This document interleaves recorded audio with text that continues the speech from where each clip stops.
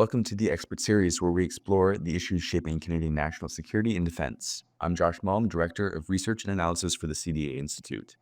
In this episode, Vincent Rigby and Eugene Lang discuss the Trudeau government's legacy in foreign policy, defense, and security, as well as the efficacy of Canada's response to global challenges and its role in international alliances. Lang and Rigby also touch on the biggest challenges Canada faces right now in a rapidly shifting international security environment, and what steps are needed to strengthen Canada's global standing and security posture for a new era of disruption and uncertainty. Vincent Rigby is a CDA Institute board member and a former national security and intelligence advisor to the Prime Minister of Canada. Eugene Lang is an assistant professor in the Policy Studies Department at Queen's University and was Chief of Staff for two Ministers of National Defense. This is the Expert Series.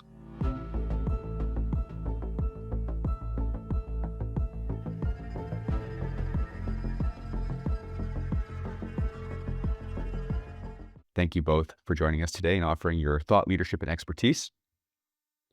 So, as our listeners would no doubt know, Justin Trudeau has resigned after almost 10 years in office.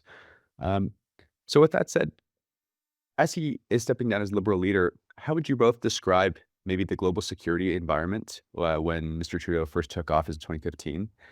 And it's a tall order, but how would you say it's maybe evolved over the past decade, and what challenges is the government now grappling with as he exits? So maybe you could both provide a scene setter. Maybe we'll start with you, Vincent.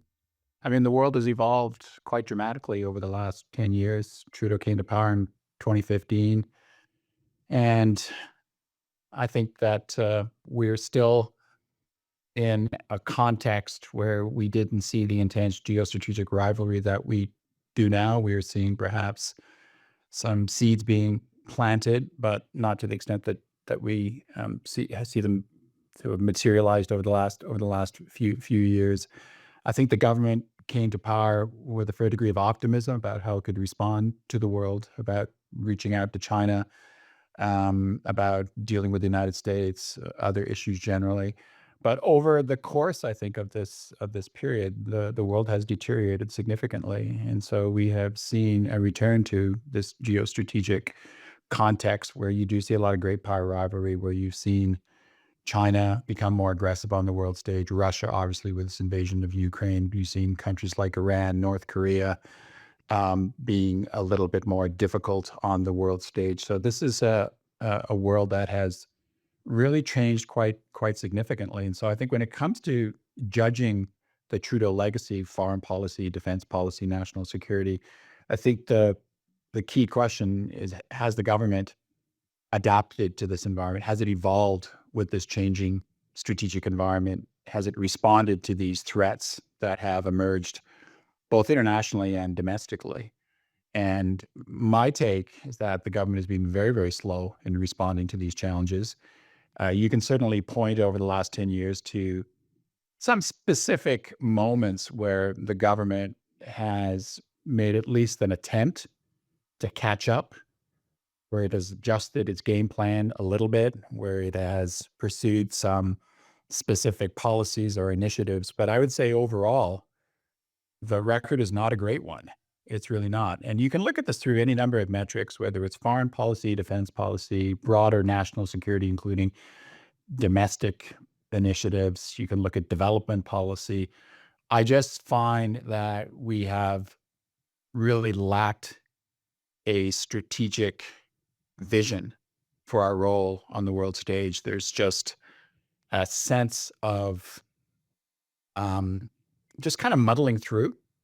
And Canada's kind of lost its way on the world stage, and we're adrift. We have no signature initiatives. I don't really know what we stand for on the world stage right now. And so we've had a very transactional foreign policy. We've had a defense policy that, we've had a couple of defense policies that have actually been drafted, which, they're fine. They're well-written, thought-out documents, but in terms of implementation, not being all that great. Our defense policy has been kind of treading water at home on the national security front. We've done some stuff, but it's usually been because we've had a gun put to the government's head, through the press, through commission reports, through actual events, Chinese foreign interference, nefarious acts by the Indian government, and the government's had to act and they've done stuff.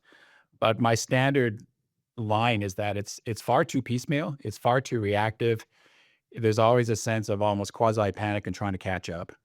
And so, where's the vision? What do we actually want to do out there? What does Canada stand for internationally? How are we going to defend our interests, our values, et cetera? So, I'm not a glass half full kind of guy for the Trudeau legacy when it comes to this stuff. And you have to remember as well how he came to power in 2015 with a great deal of fanfare in terms of what Canada was going to do on the world stage. So we all know this and we all trot it out. It's become a bit of a cliche that he said Canada's back, et cetera. But you can't help but fall back on that because that's what he said. And so I think that expectations were raised that this was going to be special. This was going to be really special, and it's not been particularly. So that's the way I would sum it up: is a government that's been trying to catch up valiantly to catch up to what's been happening in the world, but far too much of it's being token, reactive, piecemeal, and at the end of the day, more about words than actual actions. Well, Vincent, thanks for that scene setter. I'll have a few follow-up questions for you. Hopefully, we can dive in. But Mr. Lang, would you like to elaborate and build upon anything Vincent said? Well, I agree with everything you said. I violently agree with everything you said. I'll just add three things. So Mr. Trudeau came to office in the fall of 2015, which is not long ago, but I think the world's changed fundamentally since 2015 in three main ways, in my view.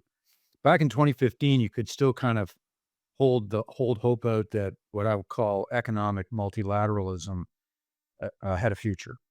I mean, it had been under a lot of pressure for a number of years, but you could hold out hope that the multilateral trading system, as we've known it since the end of the Second World War, would survive, that globalization that had been ongoing at least since the early 1980s, economic globalization would continue.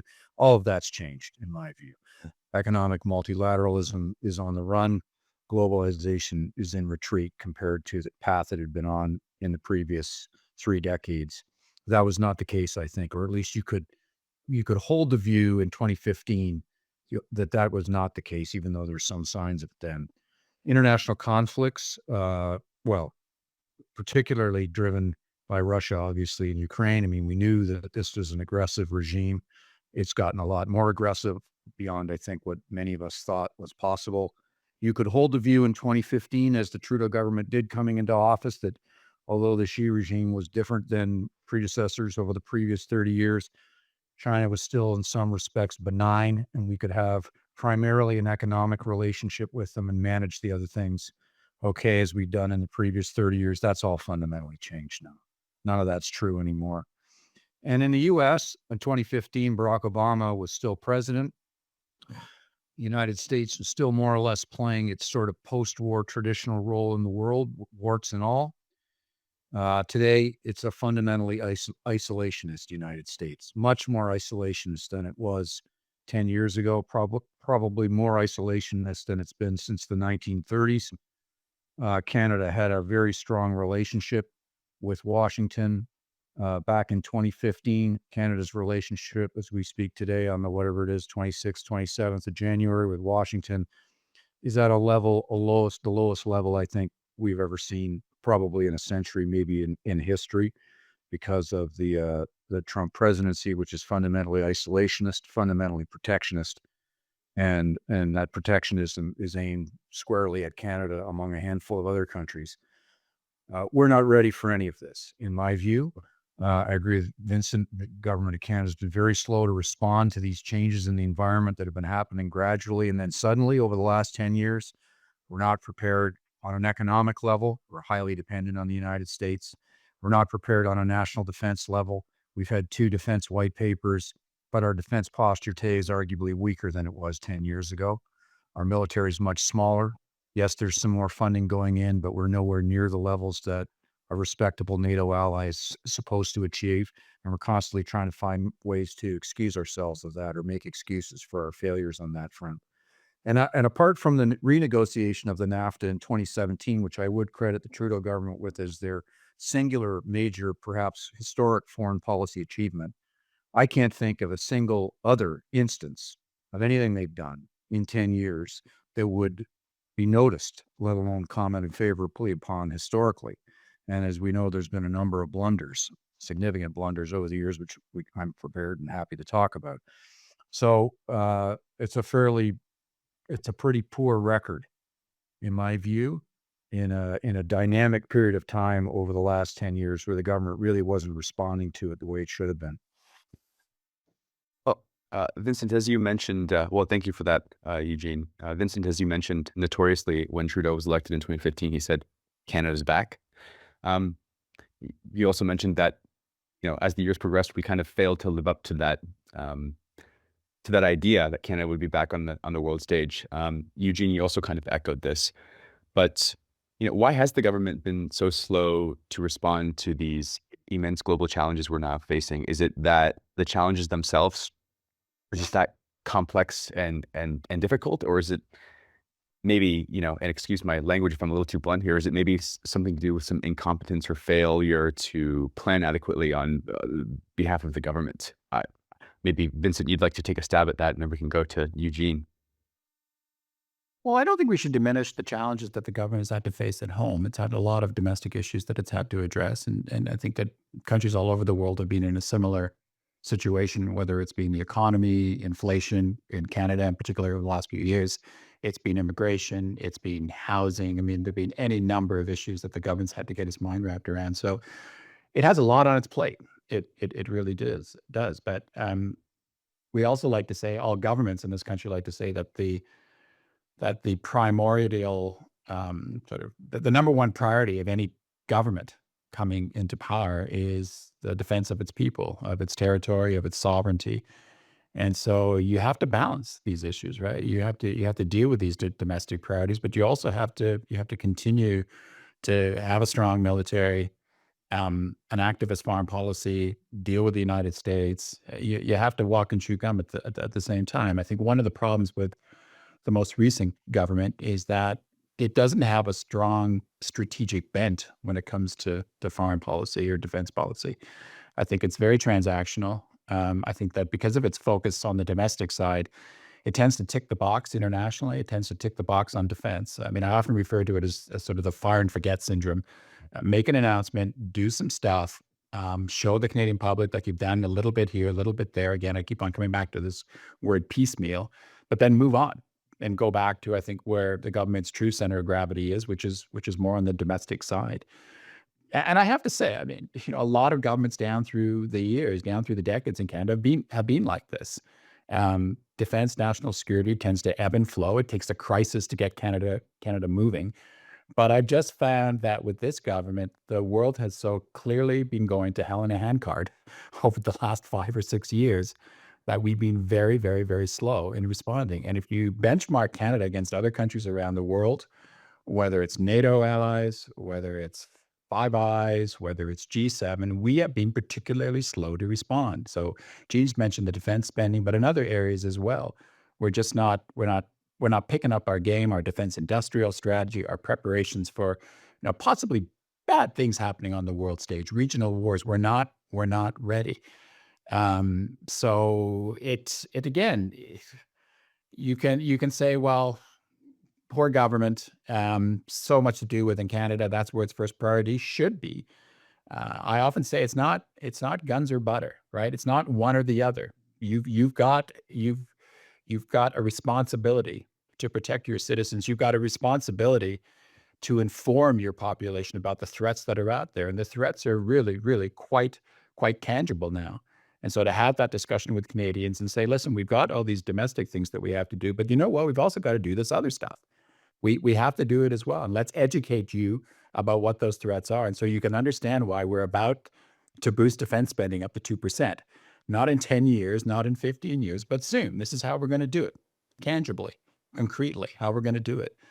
So, yeah, it's sometimes it frustrates me because again, we've been like this over many, many, many years, and it's interesting because when the chips are down, Canada's usually there. You look at the history and going all the way back to the Boer War, the First World War, Second World War, Korean War, Afghanistan, the Cold War, we were there.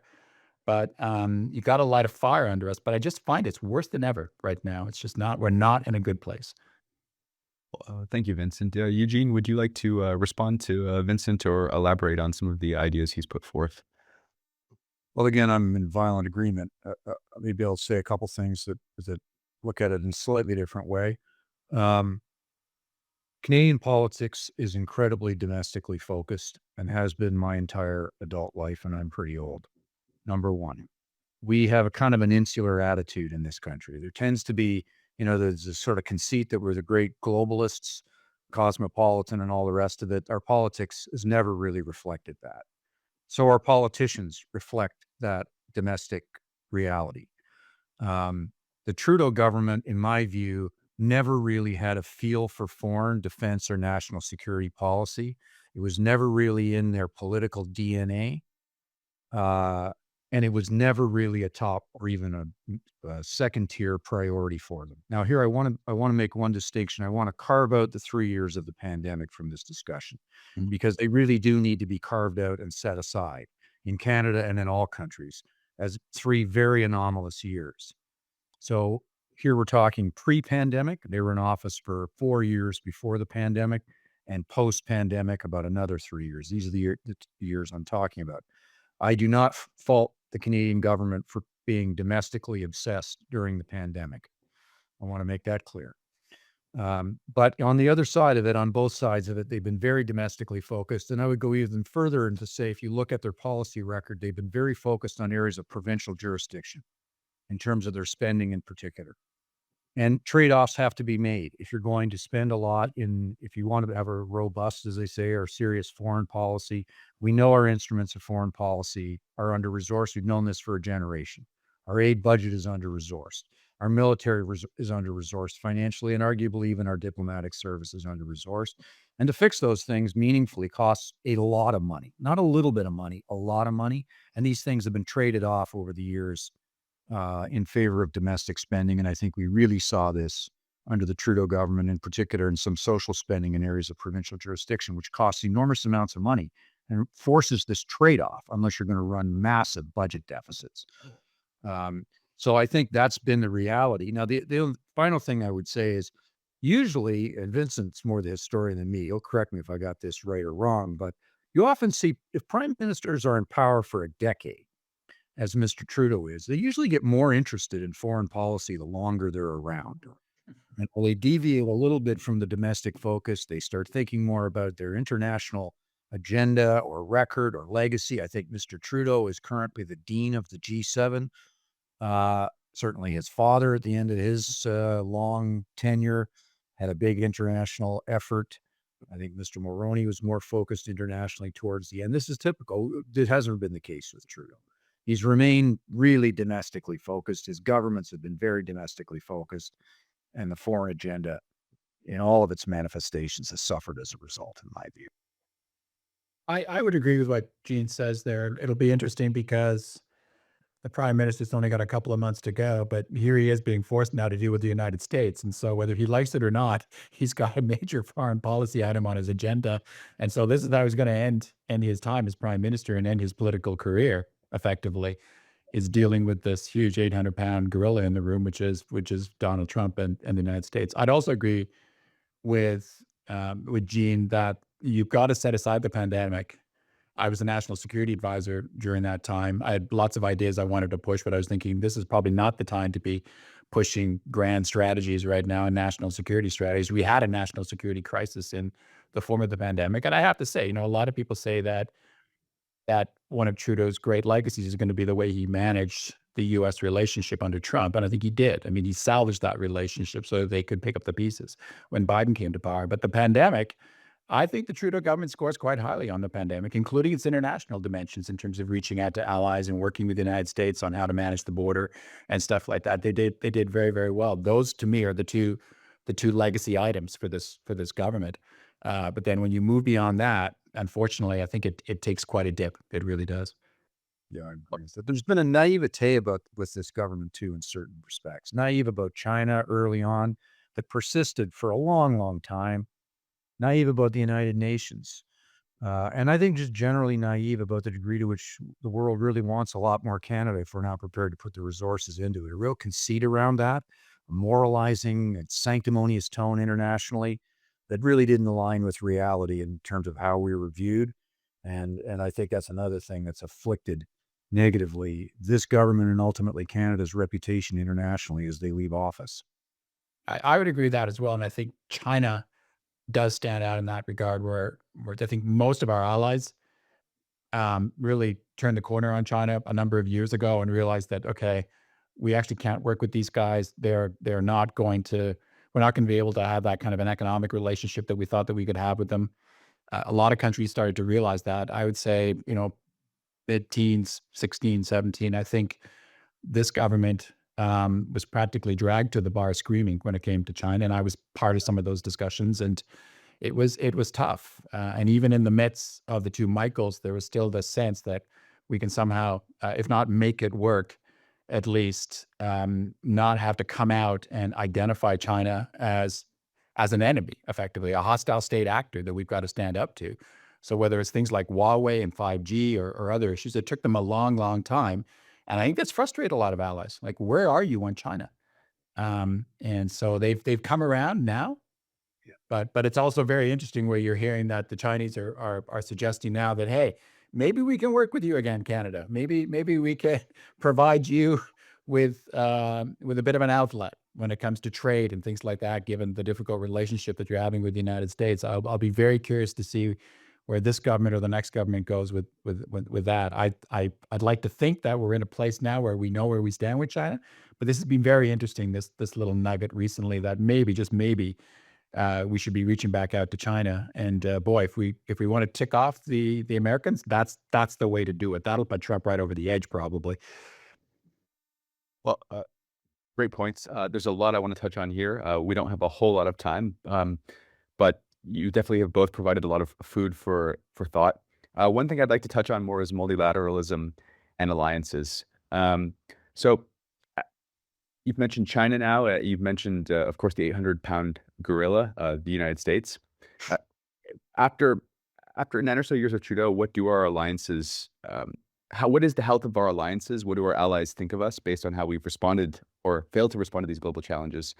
And on top of that, you've mentioned that globalization, multilateralism is in retreat. How does Canada, a middle power, function in a world where multilateralism is retreating? So apologies, two questions there. One, what do our allies think about us now? And what does Canada do in a world where multilateralism is under threat and where globalization is kind of proceeding? I'll let you take the lead on this one, Gene. All right, well, let me start with multilateralism. Who knows exactly what our allies think of us? You hear different things. You see certain things in the media from the U.S. ambassador, for example, that suggests everything's great with Canada. You hear rumors about other really sharp conversations behind closed doors. You hear some people say our relationship in NATO is great because we've taken on Latvia. You hear others say it's the worst it's ever been because we're such a laggard in NATO. We're an embarrassment.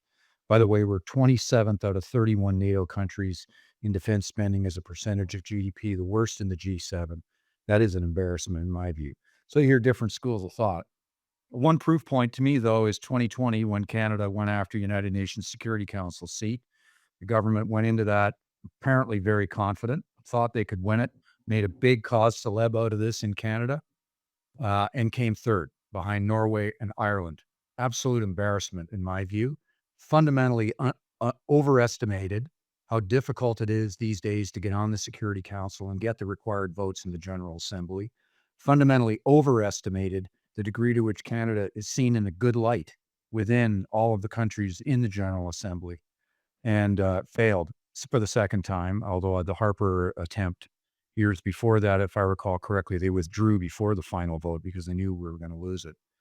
So I think our view, the view of Canada among allies today, is probably not good. Oh, I would add to that AUKUS, where, as I understand it, Canada found out about AUKUS in the Globe and Mail. The Canadian government had no idea this was even being negotiated among three of our Five Eyes partners. That has to say something really fundamental to me about the way we're perceived in terms of national defense and national security by the British, the Americans, and the Australians.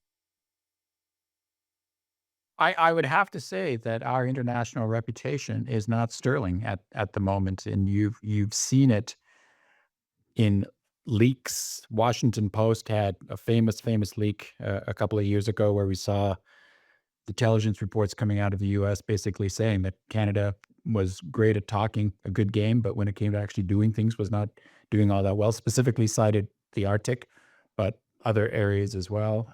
You've had other countries. Gene, you remember the French ambassador and that great quote about what was it? We have a ticket. What is it? A third class ticket. We're riding in the first class seat. That's right. Class ticket, something to that effect. I love that quote. Basically, we're in the wrong car of the train. We don't deserve to be there at this moment. So that was a real public flailing, I have to say.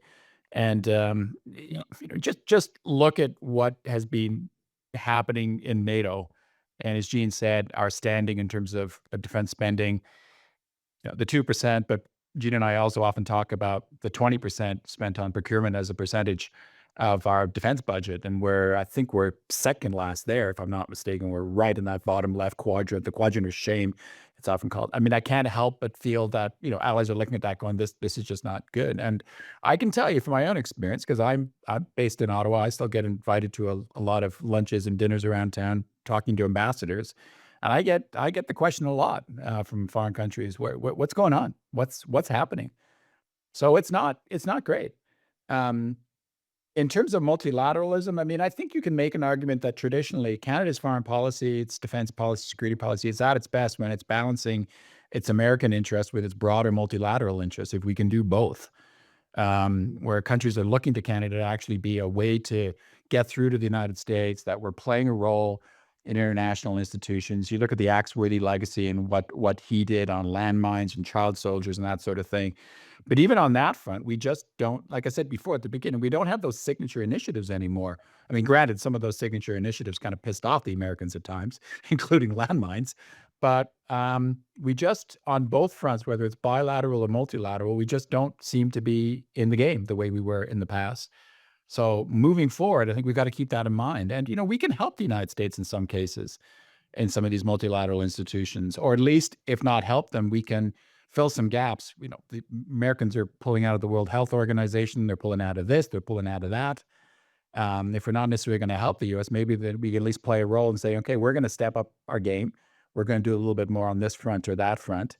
And we may actually do the Americans a solid in the long run without them even realizing it at first. I think we can do a better job there. But it just seems like it's out of whack at the moment. And again, we're missing that grand strategic vision of what we want to do in the world. We've lost our way. I really do honestly believe that, and become, I hate to say it because it's a pretty strong word, but to a considerable extent, I think we're kind of irrelevant at the moment. And that's really unfortunate because I said we've always struggled with this stuff in the past. This has always been an issue, I think, in Canadian history, our foreign policy, our defense policy. But it just seems like, we talked about how the world has evolved over the last 5 to 10 years, and Gene really articulated very well some of those fundamental changes. Well, it ain't going to get better in the next 5 to 10. So we'd better wake up and smell the coffee now. I've said on numerous occasions, I feel like we're at a turning point here. We're at a fork in the road. The government's done enough in the last little while where you could possibly, Gene may not agree with this, possibly argue that they've at least laid the foundation for doing a little bit more. It's been rhetorical to a certain extent, but you can follow up now. Or you can do what governments often do in this country. We tick the box. That's done. Now let's return to our bread and butter, which is domestic issues. So whatever government comes in can go, you know what? We like some of the stuff the Liberals have done, the new defense policy, some of the stuff on the national security front. We've got a National Security Council. We've got some other stuff, new legislation for CSIS. Now let's build on this and let's really, really, really take it to the next level. Or we can just go, done. Thank you very much. Now let's get back to what we really do. And we'll tackle inflation. We'll talk about healthcare. We'll talk about relations with the provinces. We'll talk about, Bill 21 in Quebec or whatever the case may be. And these things are all important without a doubt. But again, it's not an either or. The world's going in the crapper. I'm sorry it is. So make up your mind how you want to handle it. Can I just make one more point on this? My understanding is that Canada's relationship with the Biden administration took a very big hit over the last few years because of Ottawa's intransigence on Haiti. The Biden administration expected Canada to step up with up, up to and including deployments into Haiti as part of that United Nations force or in other ways. And I recognize that's a very big bite to swallow in Ottawa. We have a history in that country, though, and the Americans know that history. And we are a Francophone speaking nation, and they are not. And most of the troops that are in that United Nations mission are not Francophone speaking. And the Trudeau government, you probably don't remember this, but going all the way back to 2015 to their election platform, made explicit commitments in there to deploy Francophone police and soldiers into United Nations missions that needed that kind of language capability, e.g., if not i.e., Haiti. Now, it's one thing to say no to the Americans to something like that because you don't want to get involved in an anarchistic society and a quagmire and all the rest of it. And you can say no if you can point to other things that you're doing. Yeah. And we could not point to other things that we're doing. And I believe this was recognized. Oh, this was recognized, and it was pointed out to Canadians officials. Bluntly, where are you? You're not going to help us in Haiti, where we really need your help, and where you have capability that we don't have. Where are you? And our answer to that question was basically nowhere. And so even with an administration, you would think Trudeau would have a lot of affinity with the Democrats under Biden. My understanding is the relationship really took a hit over that issue. Yeah, and I could argue that it may have been fundamentally or ultimately, the right decision not to go into Haiti. It probably would have been a quagmire, would have taken casualties, would have been nasty. A lot of people have referred to it as a sinkhole, and that's a legitimate argument. But I totally agree with what Gene said. If you're not going to do it there, do it somewhere else. I always say, do the Americans a solid, and do it not just for the United States, but in your own national interest as well. So I often say, okay, if you're not going to do a Haiti or somewhere else on the international stage, at least take care of your own backyard and get serious about the Arctic. And I don't mean coming up with an Arctic foreign policy that's got a lot of window dressing in it and nothing really concrete or significant or no funding of any significant nature. Get serious about the Arctic and do it now. And yeah, try and work with them up there, because I mean, it'll be interesting to see where Trump goes now, given some of the comments he's been making lately about Greenland, whether he wants us to do more in the Arctic. Maybe he wants us to do less. I don't know. I mean, I'm being facetious, but only partly. But I'm totally with Gene. You've got to do so, and don't wait to be asked. It's interesting. The Prime Minister saying some of the comments about the ceasefire in the Middle East, and Canada's going to be there. Canada's going to be there. Okay, but how is Canada going to be there? Yep. What are you going to do in the Middle East? We don't exactly have a big footprint in the Middle East. If you go around the various regions of the world, apart from what we're doing in Latvia right now and in Europe, we are stretched thin. We don't have much of a footprint internationally, so it's going to be hard for us to do. And that comes back to, we don't have the military to do it. And this is the problem. When you finally decide, okay, we're going to do something, then you open up the cupboard doors. There's nothing in the cupboard. I often say, if the U.S. goes to war with China over Taiwan tomorrow, what are we going to throw into that? I mean, I don't know, Gene. Not a hell of a lot. We don't have subs. We don't have top quality fighters. The frigates are looking a little old, and it's going to be mostly air and sea. So that's our dilemma, because we've sat for so long. Yeah. Well, thank you both. I have one substantial question left, but before we get to that, I feel like we need to, in some part, address the elephant in the room here, which is our relationship with the gorilla, the 800-pound gorilla, as Vincent termed it, our relationship with the United States. Obviously, I don't need to provide that much of a primer to our listeners. A lot of it has been made about Trump's recent comments about Canada and about Greenland and other countries too. You both spoke about our past relationship with the Obama administration very briefly, and our role potentially what it could have been in Haiti. How would you assess the health of the Canada-U.S. relationship at present, and what is this? What is the return of the Trump administration spell for our relationship, and how does it impact Canada?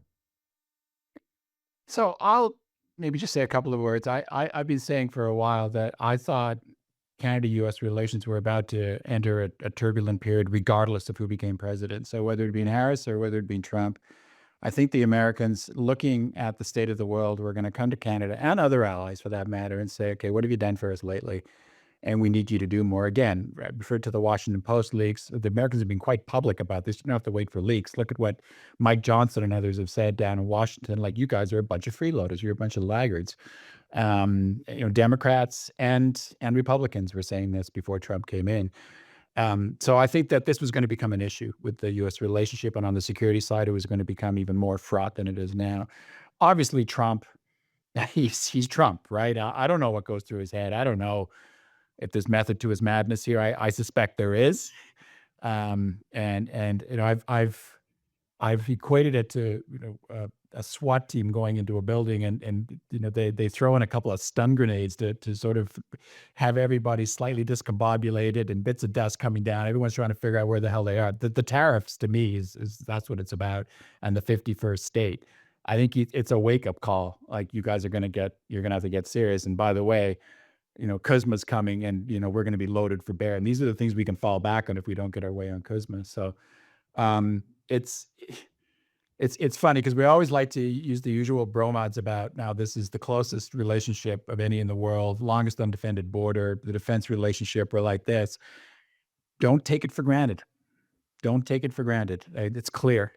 I've said on a number of occasions that they could even cut us off from intelligence, and people said, they'd never do that. They'd be cutting off their nose to spite their face. I can tell you, there have been threats in the past, and I heard them.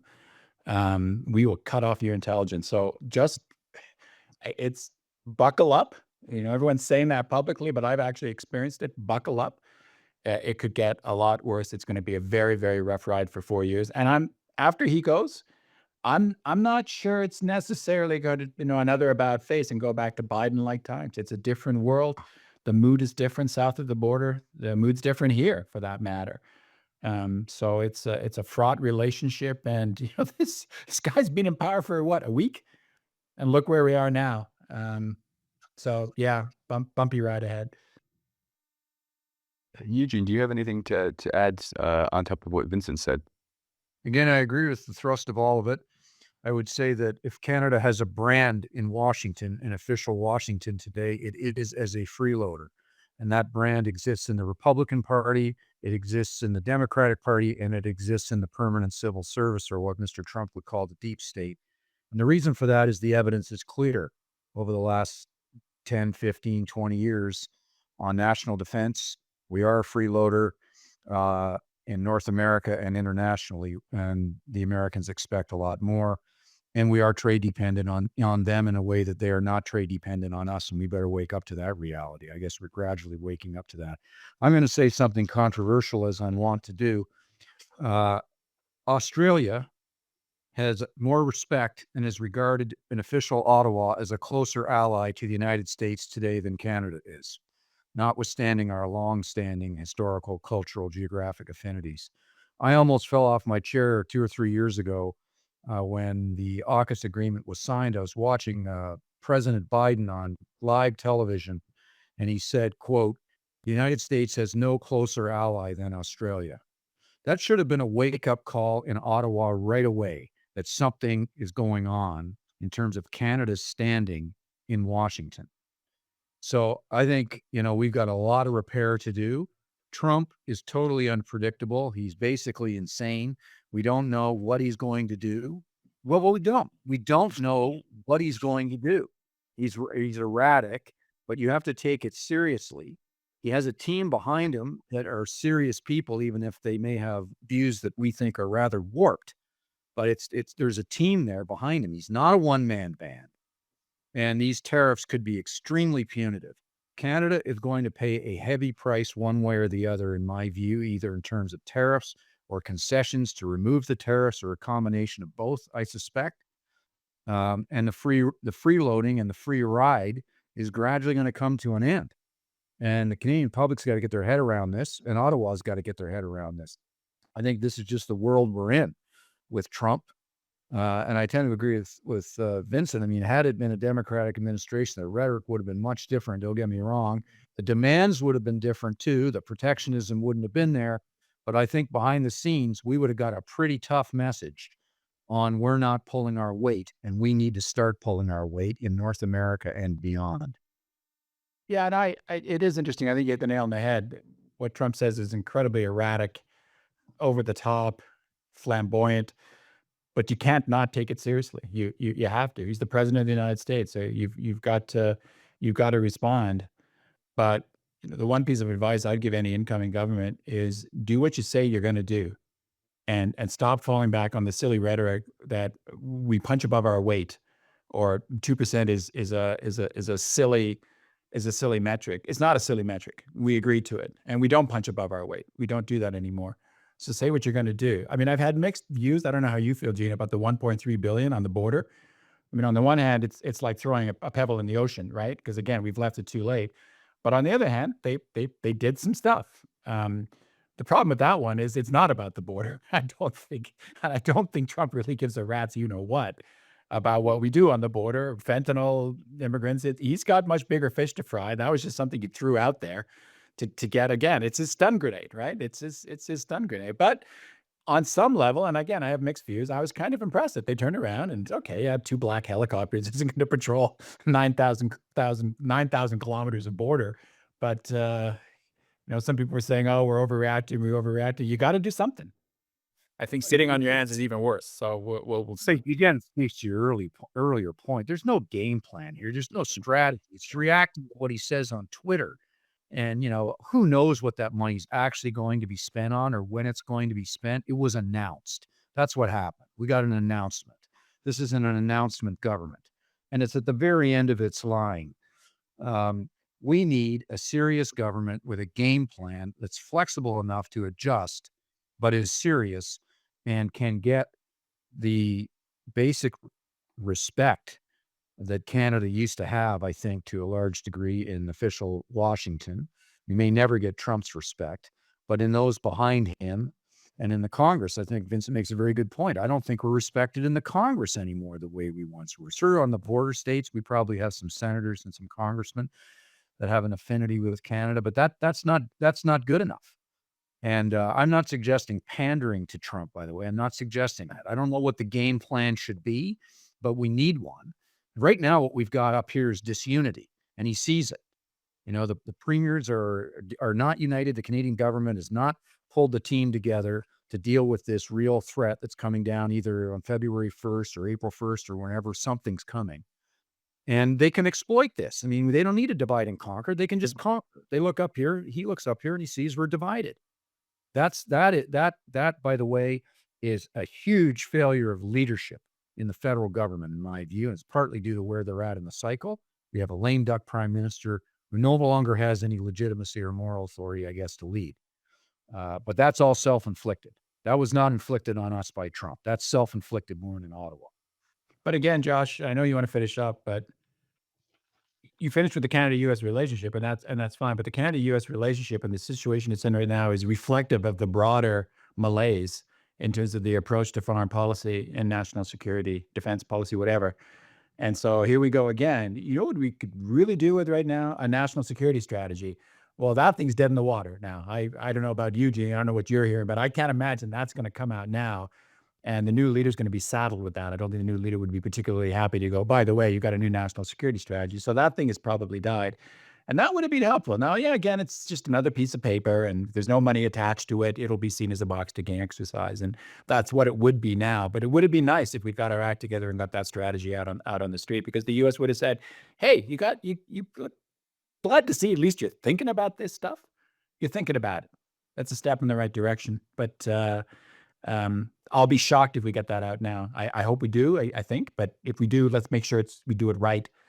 And I just don't know how we can do that now, this late in the day, having money attached to it. As you often say, Gene, if you not only do you have the money attached to it, but you actually get the money out the door. You actually spend it on stuff. Because a lot of people like to say that, on the defense side, what was it, 70 billion over 10 years, SSE, strong security engaged. But how much of that is actually being spent? Thank you, Vincent, and thank you, Gene. Just so we don't leave this on a bit of a cliffhanger, because we could continue this discussion for several hours, I think. To both of you, maybe are there any immediate actionable items the government or parts of the government could take in the short to medium term to do a better job of prioritizing Canada's focus on the world stage and our defense and security needs? So that's a really tall order, and we have maybe 5 or so minutes left. But to both of you, what kind of advice would you maybe give on this file? Well, you can, again, I always don't want to go into they should do X, Y, or Z, this initiative, that initiative, double the 1.3 billion to 2.6 over 3 years instead of over 6 years, stuff like that. I go back almost to ground level principles, and let's have an articulate, sensible conversation with Canadians about where we're at in the world right now. And so this is sort of the transparency angle that I'll take here, which is an easy out sometimes. Oh, we've got to talk more about it. More talk, more talk. But I don't think we've had the conversation with Canadians. I really honestly don't believe we've done that. So here's an idea. We've got an election coming up. Let's make it a serious issue in this election. What are the chances of that happening? Probably about 0.0001%. We don't have defense foreign policy debates in this country during election periods. Ironically enough, I think we did have one, Gene, in 2015. And the prime minister did very well on that debate. In fact, I think that's almost what put him over the top when people saw him in that debate. But let's have a sensible debate. And that's not going to change the world. But let's start talking to Canadians. I've had a lot of politicians say, we don't want to have that debate with Canadians because we don't want to be accused of scaremongering. Well, it's too late. The world is the way it is. Our relationship with the United States is the way it is. So let's play catch up. Let's get Canadians' level of understanding up to the same level as the reality that the world is right now. And until you do that, I don't think you can do a lot of the other stuff that we need to do. Because again, even now, the level of the debate, it's all about tactics, right? It's all about tactics. I see. I'm going to call her minister, but Freeland came out today and dollar for dollar with the tariffs, and we're going to do this, we're going to do that. This to me is all just tactics, and maybe it's the right tactic, I don't know. But until we have a strategic discussion about our place in the world, I don't know how far we're going to be able to push this. Thanks, Vincent. Eugene, before we close out the discussion today, would you like to add on to anything Vincent said? I think what he says makes sense, as usual. The one thing, if I was advising the government 2 months ago, let's say, and what I would have said was, rather than spend several $billion on a Christmas tree, GST subsidy holiday, or whatever the hell they did in the fiscal update just before Christmas, I would have taken the 2% of GDP issue right off the table. Meaning, I would have had in that fiscal update a 3 to 4 year track transparently laid out where Canada would get to 2% of GDP. No more playing with accounting tricks. No more making ridiculous assumptions about growth in the economy that the parliamentary budget officer eviscerated them on back in October. A clear, transparent, accepted path to get to 2% in 3 to 4 years, with a commitment to get to 2.5 or 3 in a few years after that. Take that right off the table. It should have been taken off the table years ago.